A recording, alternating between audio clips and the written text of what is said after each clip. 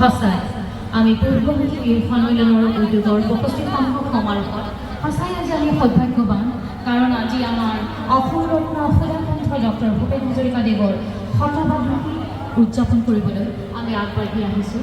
সঁচাই